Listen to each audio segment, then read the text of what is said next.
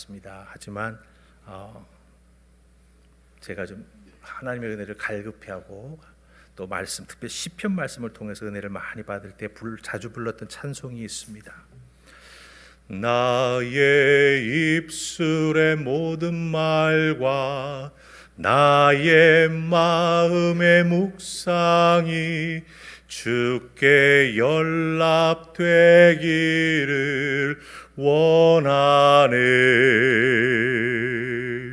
생명이 되신 주, 반석이 되신 주, 나의 입술의 모든 말과 나의 마음의 묵상이 주께 연락되기를 원하네.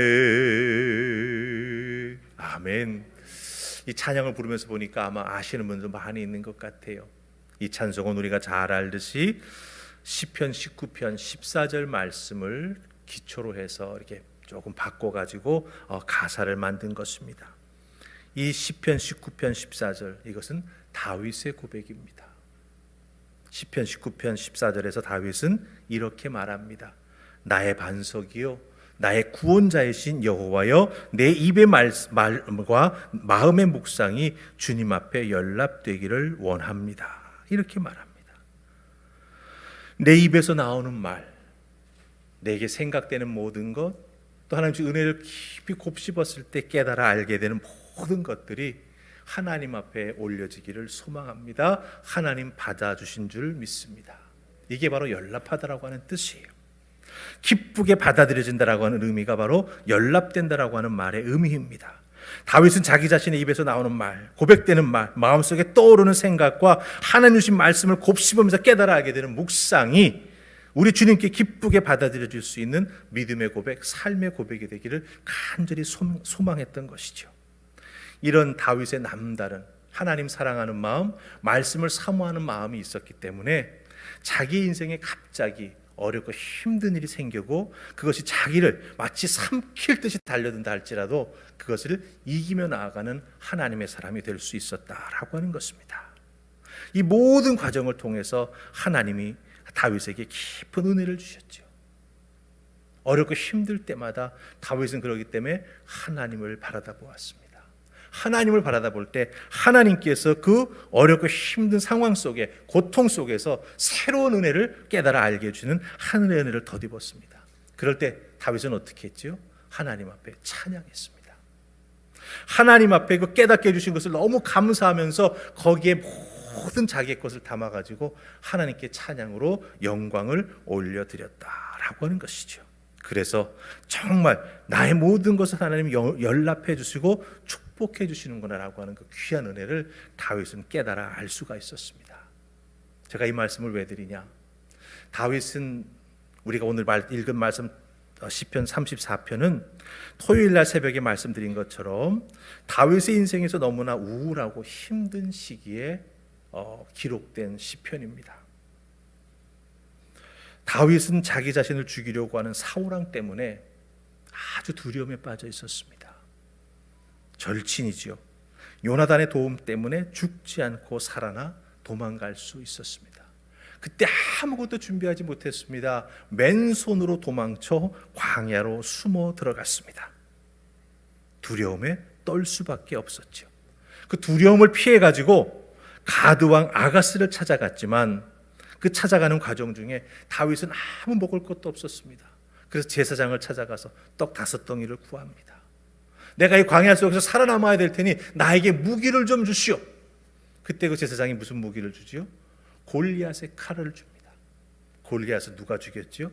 다윗이 죽였습니다. 그 칼을 손에 턱 붙잡고 가드왕 아가스를 찾아갑니다. 그런데 여러분들, 다윗의 손에는 골리앗을 죽여 빼앗은 칼이 들려져 있습니다. 가드 사람들은 다 골리앗이 누군지 압니다. 이게 왜 문제가 되죠? 골리앗의 고향이 어디죠? 가드예요. 블레셋과의 전쟁에서 용병처럼 앞에 나아가 싸웠지만 골리앗의 고향은 가드라고 하는 거예요. 근데 골리앗의 칼을 딱 들고, 그렇죠? 세월이 얼마 지나지 않아 가지고 다윗의 얼굴을 다 가드 사람들이 기억하고 있는데 거기에 다윗이 몸을 의탁하기 위해서 찾아갔다라고 하는 거예요. 그 상황을 다윗이 직감하지 않습니까? 그때 다윗이 느꼈던 두려움, 어떤 두려움일까요?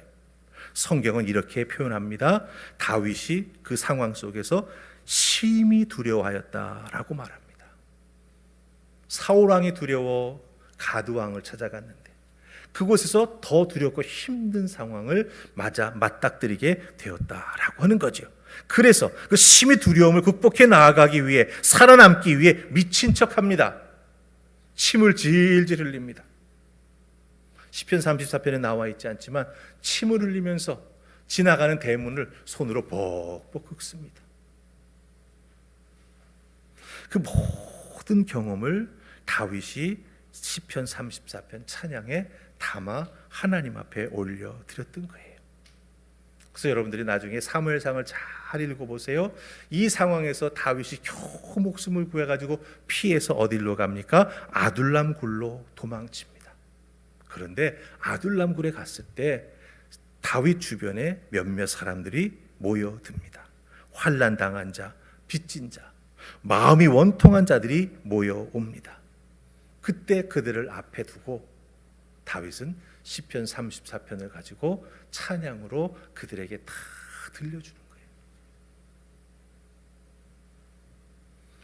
이 다윗 찬송이 다윗이 이 찬송을 부를 때에 어떤 마음이었을까? 계속 시편을 32편부터 시작해서 묵상해 오고 있지 않았었습니까? 근데 34편을 딱 이렇게 읽으면서 야, 다윗이 이 찬송을 부를 때 마음이 어땠을까? 너무나 알고 싶은 거예요. 그래가지고 주석도 찾아보고 자료도 찾아보았지만 이 찬송을 부를 때 다윗의 마음을 알 수가 없었습니다. 하나님 앞에 엎드려 묵상을 하면서 하나님, 다윗이 이 찬송을 아둘람굴에서 불렀을 것 같은데 어떤 마음으로 불렀을까요?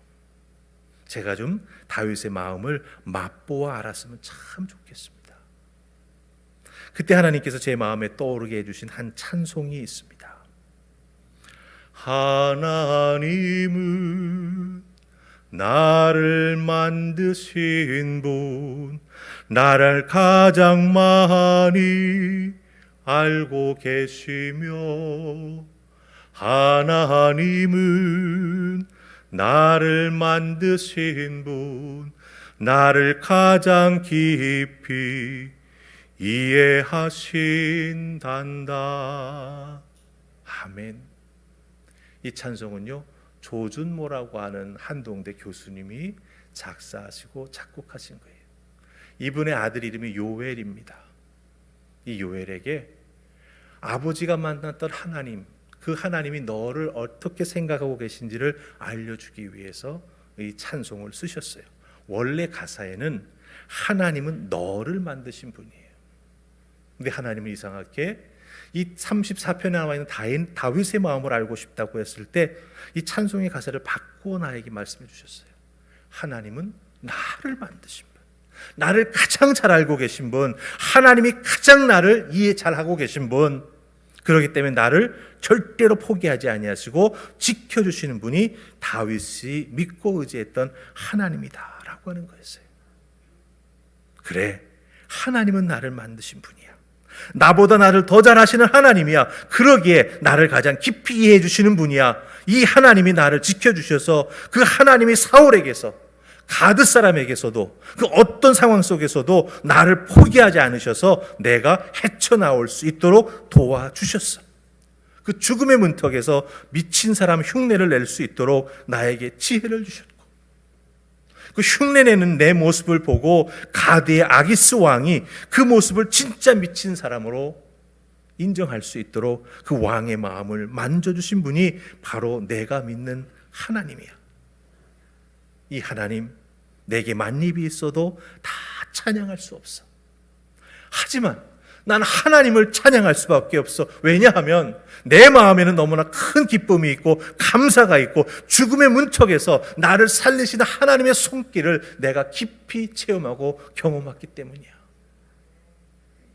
그래서 다윗은 그 일생을 통해서 하나님께 찬양하는 것을 쉬지 아니하는 찬양의 사람이 될 수 있었습니다. 여러분들은 어떻습니까? 살아남기 위해서 미친 척 해보신 적 있으세요? 누구 앞에 가서 무릎 꿇어 보신 적이 있으세요? 우리 인생에 어렵고 힘든 일들이 많이 닥칩니다. 그러나 우리 믿음의 사람들은요, 그런 일조차도, 즉 미친 척하고 누구 앞에 가서 살려달라고 무릎 꿇어대는 그런 상황 속에서도 그런 상황을 통해 하나님께서 나를 지키시고 이끌어 주신다라고 하는 것을 분명히 믿고 나아가는 하나님의 사람이 되어야 합니다. 그럴 때 우리는 비겁한 것 같고 쫄보 같지만, 그러나 그 상황에서 역사하신 하나님의 은혜를 우리가 깨달아 알게 되고 더욱더 낮아지고 겸비한 마음으로 하나님을 따라 나서는 믿음의 사람이 될 수 있다라고 하는 것입니다.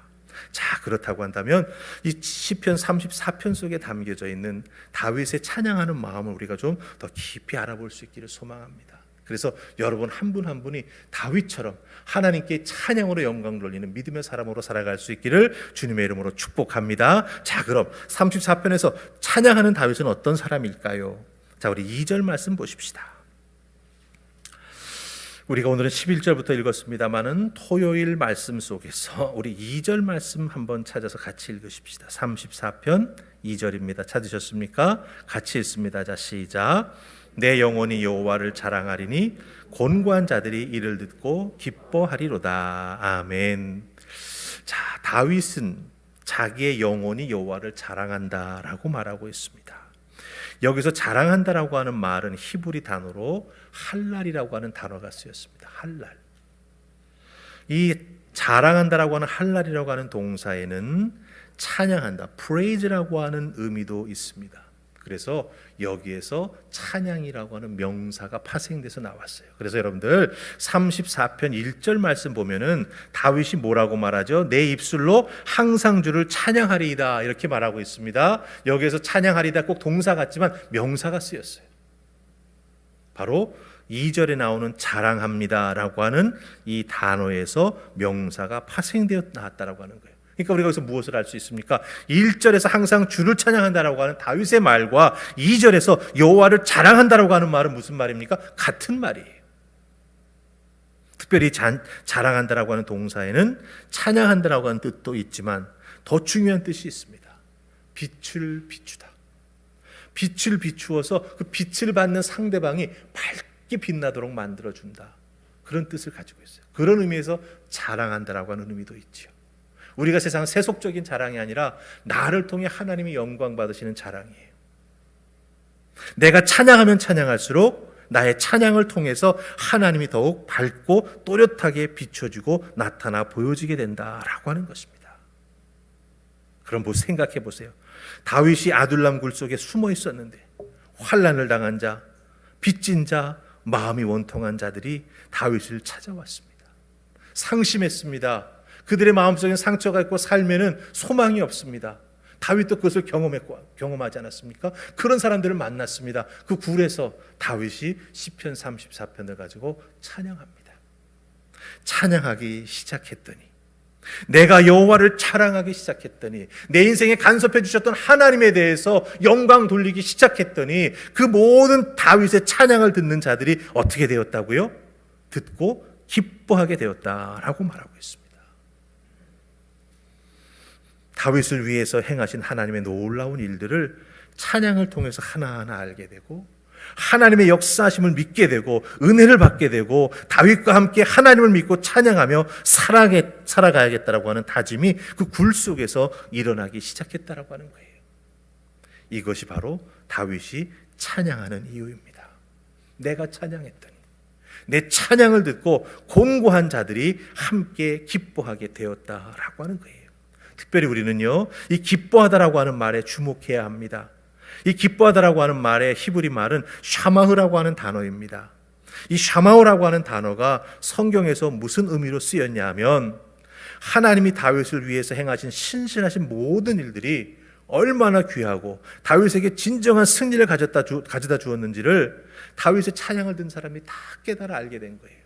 그래서 다윗과 그 찬양을 듣는 사람들의 마음이 하나가 되어가지고 연합하여 하나가 되어가지고 마치 일심동체처럼 움직여 나아가는 놀라운 역사가 나타나게 되었다라고 하는 게 바로 이 기뻐하다라고 하는 샤마우라고 하는 단어가 가지고 있는 뜻이에요. 우리는 보통 사촌이 땅을 사면 어떻게 되죠? 네 배가 아파요. 다른 사람이 잘 되는 꼴을 세상 사람들은 보기 싫어합니다. 그러나 우리 믿음의 사람들은 어떠지요? 어렵고 힘든 영혼이 하나님의 은혜를 통해 회복되었을 때, 그 회복된 것을 찬양을 통해 고백하며 그 찬양을 우리가 다 듣게 될 때 우리들의 마음은 어떻게 됩니까? 감동을 받습니다. 그렇구나. 저 상황 속에서 믿음을 가지고 하나님 앞에 매달리면 하나님께서 역사하여 해결해 주시는구나. 그 깨달음을 얻었을 때 하나님 앞에 찬양하며 나아가는 저 모습이 너무나 귀하고 아름답구나. 저 찬양의 가사를 내가 귀담아 들어야지.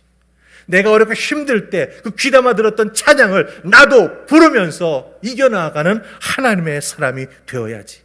이게 바로 같이 듣고 기뻐한다라고 하는 말의 진정한 의미가 된다라고 하는 것입니다.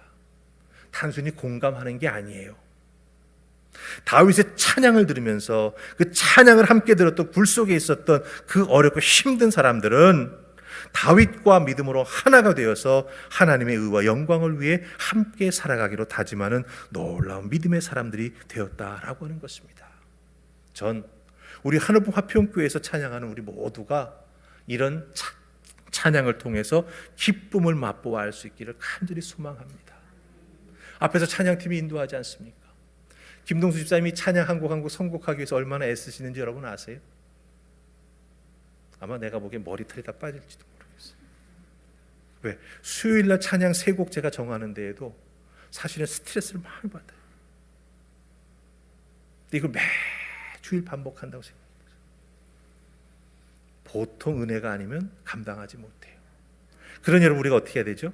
김동수 집사님께서 더 열심히 기도해 줘야 돼요.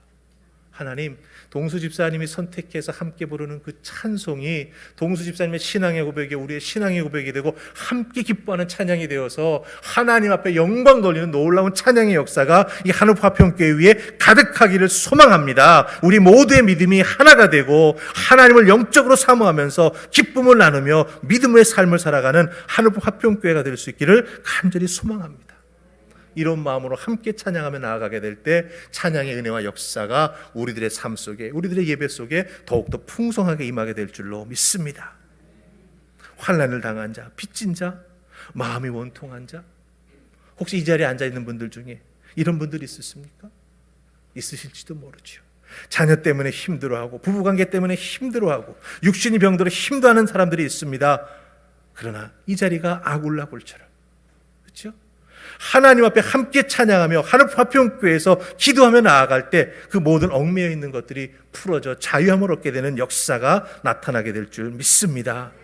믿음으로 찬양하며 예배하는 우리 모두가 빛을 발하여 하나님을 밝게 비추어 드릴 때, 하나님을 찬양으로 높여 드릴 때, 하나님의 깨달은 은혜를 우리가 자랑하며 나아가게 될 때 하나님께서 기뻐하는 마음을 우리에게 허락해 주실 줄 믿습니다. 하나님은 너로 말미암아, 나로 말미암아, 그렇죠? 더욱더 큰 은혜를 우리에게 부어주실 줄 믿습니다. 자, 그럼 도대체 다윗이 불렀던 그 찬양이 얼마나 은혜스럽고 능력이 있기에 이 곤고한 자들, 마음에 상처가 있고 빛으로 인해서 인생이 무너졌던 그런 사람들이 그 다윗의 찬양을 듣고 기뻐하며 다윗과 같은 마음으로 힘을 얻을 수 있었을까? 의문 들지 않으세요? 다윗이 가졌던 찬양이 도대체 어떤 찬양이기에 저렇게 은혜와 능력이 있었을까? 이 답은요, 다윗이라고 하는 사람 자체를 보면 우리가 알 수가 있습니다. 우리는 다윗 멋진 왕으로만 기억하지요. 그러나 그의 출발은 참으로 보잘것없었습니다. 이런 다윗의 모습을 알기 위해서 우리는 사무엘상 15장으로 가서 보아야 합니다. 다윗 앞에 다른 왕이 있었죠. 누구지요? 사울 왕이 있었습니다. 처음에는 잘하는 것 같고 하나님 앞에 순종하는 것 같았습니다. 그래서 전쟁에서 몇 번 이기기 시작하자 사울이 드디어 자기 마음대로 움직이기 시작합니다. 하나님의 뜻에 불순종하기 시작합니다. 그 사울의 모습을 보시고 하나님이 후회하셨죠. 무슨 후회? 사울을 왕으로 세우신 것을 후회하셨습니다. 그게 사무엘상 15장 35절에 나와요. 그리고 16장 1절이 딱 되면은 하나님께서 사무엘에게 말씀하십니다. 베들레헴에 있는 이새에게로 가라라고 말씀하세요. 그리고 그때 뭐라고 말씀하셨냐면 내가 그의 아들 중에서 한 왕을 보았느니라 이렇게 말씀하십니다. 이새에게는 8명의 아들이 있었습니다. 그 중에 한 명이 왕이 될 것이라고 하는 거죠. 사무엘이 그 말씀을 듣고 이새의 집으로 올라가 아들들을 다 불러달라고 부탁합니다. 아버지가 다 불러 모으죠. 그때 사무엘이 제일 먼저 마주친 아들이 누구냐? 엘리압입니다. 사무엘이 깜짝 속으로 놀라요. 너무나 멋지고 준수하게 생겼습니다. 하나님이 왕으로 뽑으신다면 바로 이 엘리압이구나. 이런 생각을 딱 하는 순간 하나님 뭐라고 말씀하시죠? 외모 보지 마. 나는 사람의 중심을 본다라고 말씀하십니다. 그래서 7명 아들이 다 사무엘 앞을 지나갔지만 하나님이 왕으로 뽑지 않으셨어요. 그때 사무엘이 묻습니다. 이 아들들이 전부입니까? 아버지 이새가 대답합니다. 아직 막내가 남았는데요. 이게 사무엘상 16장 11절에 나와요. 아직 막내가 남았는데요. 이 남았다라고 하는 말 히브리 단어로 샤르라고 하는 단어입니다. 샤르, 남다. 근데 이게 약간 부정적으로 쓰이면요 어떤 의미가 있는지 아십니까? 영어로는 left over. 무슨 뜻이냐면 피자를 한 판 시켰어요. 야 먹다가 조금 부스러기가 남았어. 요걸 뭐라 그래요? 요걸 left over라 그래요. 네. 아버지 이새의 눈에는 다윗이 어떤 존재? 요런 존재예요. 형들은 다 옹근 피자 같고 요 녀석은 먹다 남은 찌끄러기 같은 존재. 보잘것없는 존재. 형들과 비교해서 능력 없는 존재. 좋은 건 다 골라 쓰고 별 볼 일 없어서 할 수 없이 남겨둔 존재. 그게 뭐예요? 그게 바로 다윗이었어요. 그러나 사무엘이 다윗을 처음 볼 때 성경은 뭐라고 표현하는지 여러분 아십니까? 쓰다가 남은 볼품없는 존재가 아닙니다. 사무엘상 16장 12절에서 사무엘은 다윗을 아름답다고 말합니다. 이것은 똑같이 외모를 보고 말한 걸까요? 아닙니다. 여기서 사무엘이 아름답다고 말할 때 거기에 쓰여진 단어는 무슨 의미냐? 그 사람의 내면에 꽉 차 있는 것이 밖으로 차고 흘러넘쳐서 저 사람은 저런 사람이구나 라고 하는 걸 스스로 보여주고 알게 해주는 그 무엇이 바로 아름답다라고 하는 뜻이에요. 그러니 사무엘의 눈에 다윗이 아름답게 보였다라고 말합니다. 사람의 눈에는 먹다 남은 찌꺼기와 같은 존재였었습니다. 하지만 하나님께서 사무엘을 통해서 보셨을 때에는 다윗은 너무나 아름다운 존재였습니다. 사람들로부터 그런 취급만 받았으니 다윗이 얼마나 힘들고 어려웠겠습니까? 골라 쓰고 남은 존재였습니다. 아버지에게도 인정받지 못하는 존재였습니다. 그저 형들을 대신해서 양을 치기 위해 광야로 보냄을 받을 때 그냥 순종하고 따라 나섰던 다윗입니다. 홀로 광야에 있었을 때, 밤의 두려움을 이기고 추위를 이기기 위해 모닥불을 피웠을 때 마음이 너무나 아프고 무시당한 기분, 상한 심정과 감정을 가지고 그 자리에서 하나님 앞에 다윗은 찬양을 올려드렸습니다. 그때 하나님은 다윗의 마음을 만지시면서, 그렇죠? 그 다윗의 마음에 무엇인가를 가득 채워주셨어요. 그게 바로 다윗의 찬양하는 마음이에요. 그것이 바로 하나님을 믿고 의지할 수밖에 없는 놀라운 믿음의 기초가 되었던 거예요. 그것이 하나님께서 다윗을 보실 때 하나님의 마음에 합할 수밖에 없는 놀라운 믿음의 은혜가 되었던 것이라고 하는 거죠.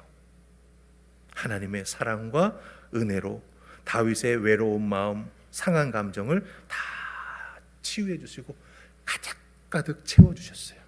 그러니 사무엘이 볼 때 어떻게 되었던 것이죠? 아름다웠습니다. 여러분 한 분 한 분 보니까 제 눈에는 어떻게 보일까요? 아름다워 보입니다. 하나님께서 주신 은혜로 가득 차 있는 여러분의 모습을 보게 됩니다. 그러니 이제는 그 은혜 가지고 여러분들 믿음으로 담대하게 살아가시면서 특별히 찬양으로 승리하는 은혜가 있기를 주님의 이름으로 축복합니다. 하나님께서 이렇게 다윗에게 찬양의 은혜를 많이 주셨는데 또 하나 주신 게 있어요. 다윗은 찬양을 통해 악한 영을 쫓아내고 사람을 치유하는 능력을 하나님께서 허락해 주셨습니다. 특별히 사울 왕이 악령에 사로잡혔을 때 사람들이 다윗을 추천합니다. 왕 앞에 가서 찬양을 불러달라고. 다윗이 사울 왕이 악령에 사로잡혀서 번뇌를 하고 있을 때 찾아가서 찬양을 시작합니다. 성경에 나오는 말씀 그대로 제가 읽을게요.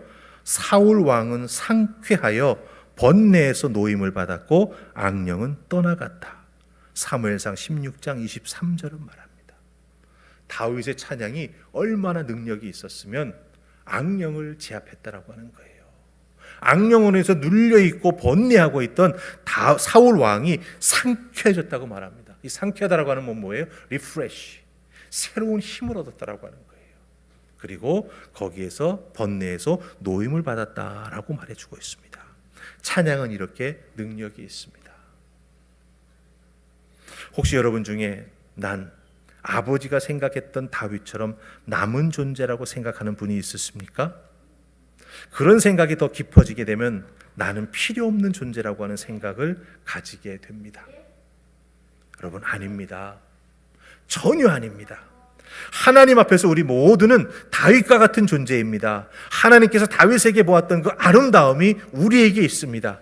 내 속에 예수 그리스도가 살아계시는데 하나님의 말씀과 능력이 내 심령과 골수를 쪼개어서 필요 없는 걱정과 근심을 다 제거해 주셨는데, 그 성령님의 은혜와 능력이 나와 함께 내 삶 속에 내주하고 계시는데, 여러분들은 더 이상 사람의 눈에 보였던 다윗이 아니라 사무엘의 눈에 보였던, 하나님의 눈에 보였던 다윗이 되었음을 기억하시기를 바랍니다. 여러분은 더 이상 남은 존재, 레프트오버가 아닙니다. 하나님이 너무나 사랑하셔서 꼭 선택해서 쓰시기를 원하는 하나님의 걸작품임을 기억하시면서 하나님을 뜨겁게 찬양하시면서 하나님 사랑하며 살아가는 여러분들 다 되실 수 있기를 주님의 이름으로 축복합니다. 이렇게 다윗처럼 찬양하는 삶을 살아갈 때 오늘 말씀 우리에게 한 가지 더욱더 놀라운 역사가 나타난다고 하는 걸 우리에게 알려줍니다. 우리 18절 말씀 보십시다.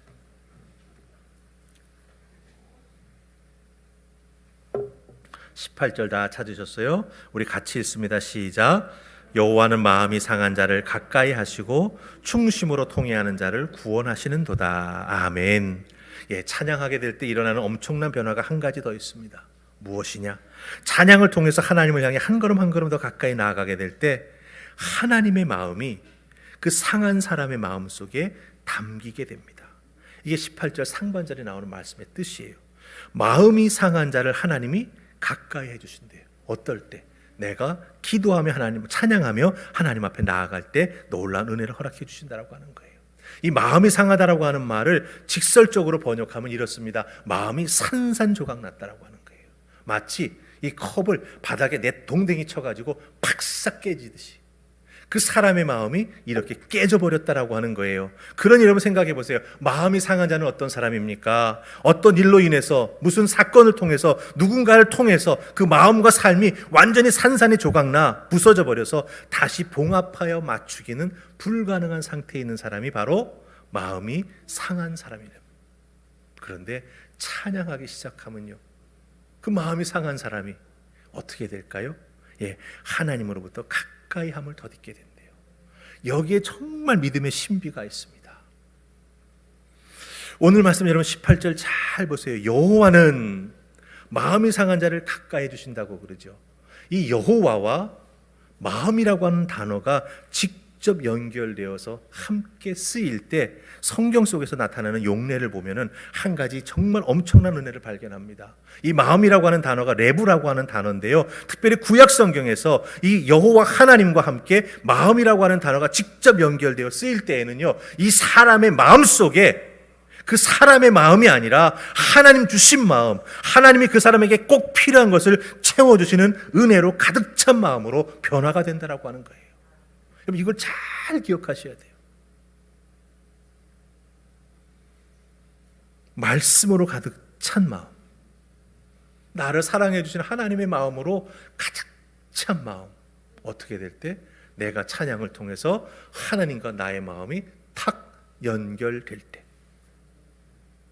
다윗이 그걸 경험한 거예요.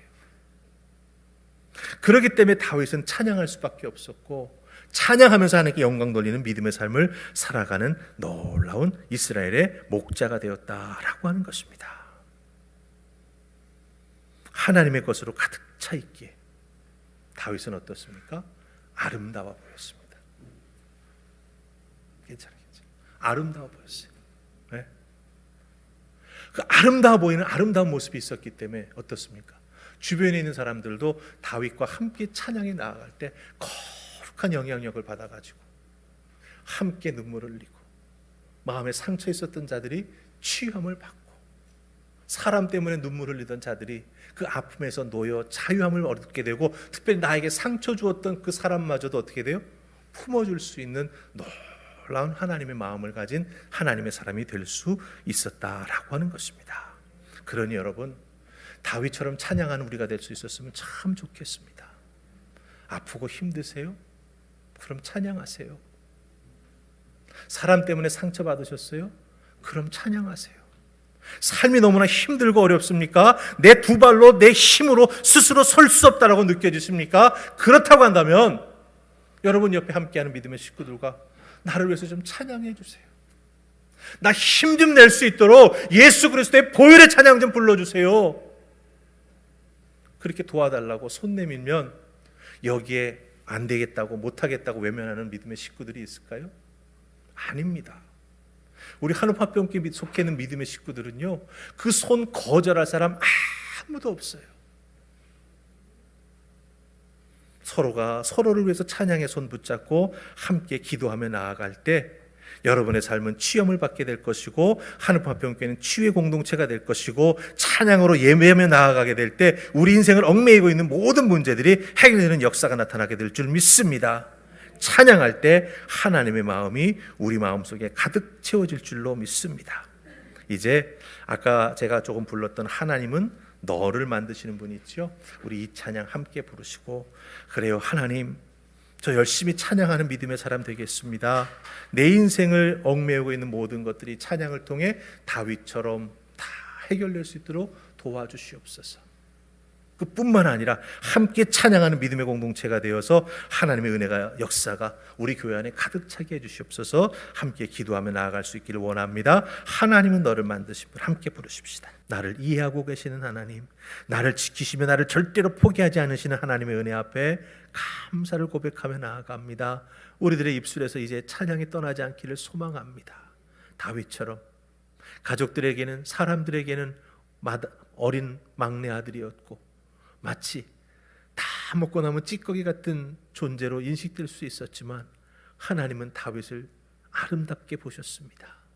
하나님의 마음을 다윗의 마음속에 담아주셨습니다. 그것으로 인해서 다윗은 모든 것을 극복하며 이겨나갈 수 있었고, 사람들의 놀림, 어리다고 무심받던 것, 큰 등치가 아니라고, 능력 없어 보인다고 너 저 뒤로 가, 이런 말을 들었던 다윗은 믿음으로 달려나가 하나님 앞에 그 믿음으로 승리하는 하나님의 사람이 될 수 있었습니다. 우리 모두도 그렇게 되기를 소망합니다. 주여 도우시옵소서. 어렵고 힘들 때, 외롭고 힘들 때 하나님 찬양한 우리가 되게 하여 주시옵시고, 도우시고 역사하시는 하나님을 그 찬양을 통해 만나 우리의 마음이 하나님의 마음으로 충만케 하여 주시옵소서. 그 인생이 변화되고 그 인생이 축복받는 인생이 될 줄 믿습니다. 아버지, 우리 한옥화평교회에 속해 있는 모든 믿음의 식구들 다윗처럼 찬양하며 다윗처럼 찬양으로 다른 사람을 회복시켜 나아가는 찬양의 믿음의 통로, 믿음의 공동체 되도록 축복하여 주시옵소서. 감사하옵고 예수님 이름으로 기도하옵나이다. 아멘.